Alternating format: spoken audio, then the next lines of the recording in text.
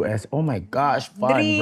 right? Lalo na pag bata ka. Pag siyempre nakakasakay ng aeroplano, ganun. So, pagkapunta ko po doon, a week after, it was the worst nightmare. Nag-petition po sa akin is yung stepdad ko. Asawa ng mami mo nung time na yun. Time na yun, opo. Filipino siya? Filipino. So I was expecting, oh my gosh, I'm gonna have a dad. I'm only like 12 years old. And it was like, bakit ako pumunta dito? Sabi ko ganun. Kasi it was very terrifying. Bakit? Kasi hindi pa po ako nakaka-move on sa fact na nasa Hawaii ako. And then it became a nightmare already. Parang trauma talaga. Physical was bad. Binubugbog With ang my nanay mo? Both. And then sometimes me, nahihit din po ako. Nagsasakitan sila? Yes. Kasi yung anak niya po, yung family niya nandoon. So parang yung point niya is jealousy na kasama niya ako sa bahay pero hindi niya kasama yung anak niya. Walang safe space sa bahay? Wala po.